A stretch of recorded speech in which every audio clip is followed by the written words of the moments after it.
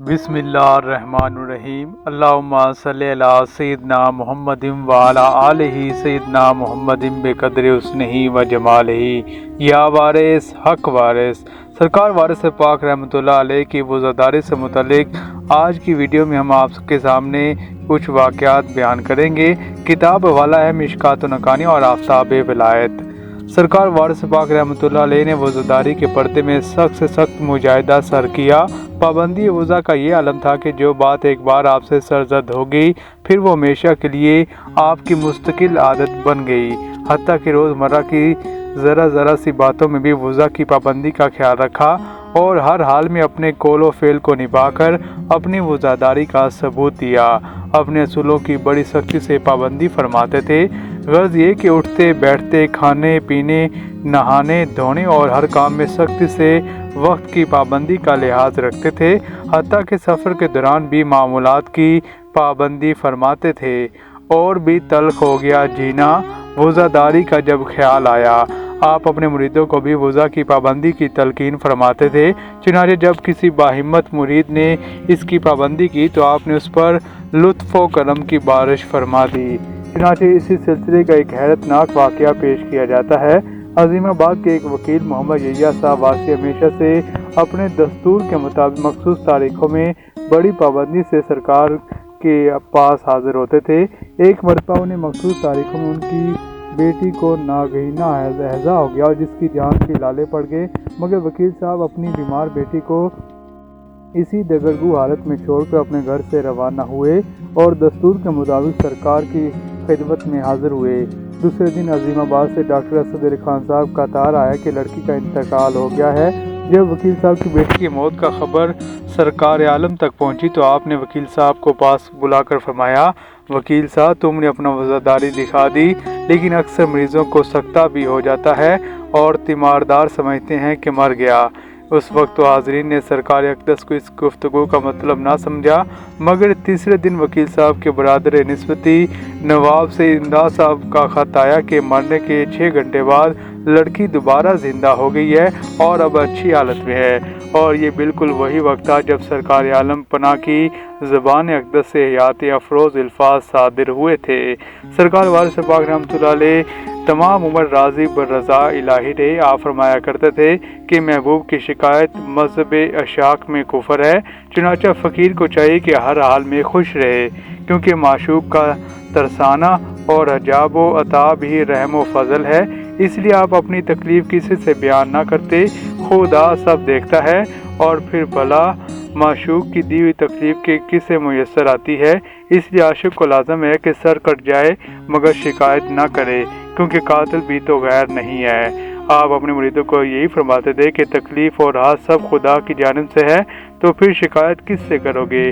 और ख़ुद ज़िंदगी भर आपका ये अमल रहा कि ना कभी गर्मी की शिकायत की, ना सर्दी का शिकवा किया, ना कभी सेहत की आरज़ू की, ना किसी बीमारी का जिक्र किया, क्योंकि आपका कौल था कि आशिक का मनसब ये है कि माशूक के आगे सर तस्लीम खम रहे, जैसे गुसाल के हाथ में मुर्दा बेख्तियार होता है।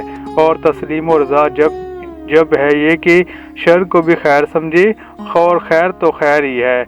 अपने मुरीदों को आप तालीम फरमाते थे कि माशूक की जफा को आशिक अता समझता है, क्योंकि रज़ाए यार आशिक का ईमान है। खुद आपने अपनी तमाम ज़िंदगी में कभी मंशा इलाही से इख्तिलाफ का इशारा तक न दिया, हत्ता कि दुआ और बद्दुआ तक से एतराज़ फरमाया। ना मांग जायद नादां ज़रा समझ तो सही, शिकायतें हैं ये किसकी दुआ के पर्दे में। तस्लीम और रज़ा के मियार को आपने इस कदर बुलंद फरमाया कि इरशाद होता था कि फ़कीर को चाहिए कि अल्लाह से भी ना मांगे, क्या वो नहीं जानता जो शहर से भी ज़्यादा करीब है। सरकार वारिस पाक रहमतुल्लाह अलैह ने सच फरमाया, निगाह यार के मखसूस इशारों के सिवा मज़हब इश्क में है कुफर ना ईमान कोई।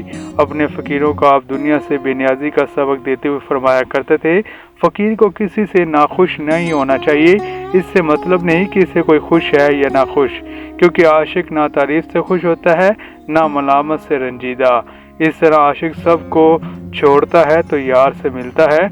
और ये सच है कि फ़कीर वो है जिसके पास सिवाय खुदा के कुछ न हो।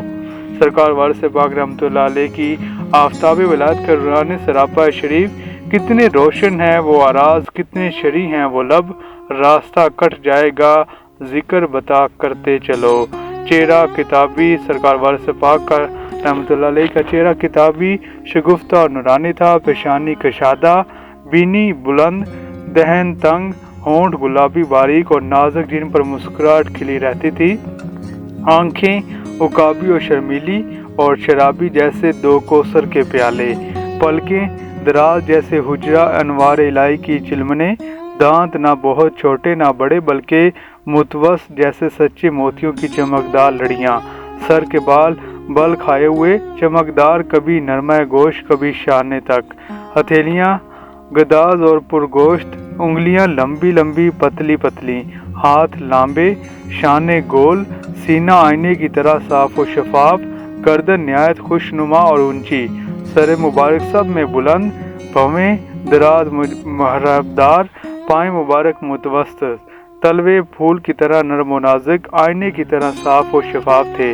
ہاتھوں کی انگلیاں سرکار وارث پاک رحمۃ اللہ علیہ کی پنجہ شیر کی مانند تھا، قدر انا بلند و بالا، ہر مجمع میں سر بلند رہنے والا، تمام اعضاء مجموعی طور پر نہایت موزوں متناسب اور سڈول نور کے سانچے میں ڈھلے ہوئے، شخصیت سرکار وارث پاک نہایت پرکشش، مؤثر اور مرحوب کن، کبھی جلال الہی کا نمونہ، کبھی جمال خداوندی کا آئینہ تھے۔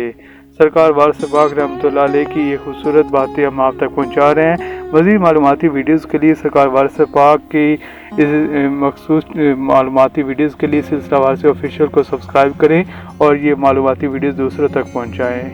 السلام علیکم ویورز، مزید معلوماتی ویڈیوز کے لیے سلسلہ وارث آفیشیل کو سبسکرائب، لائک اور کمنٹ کرنا مت بھولیے۔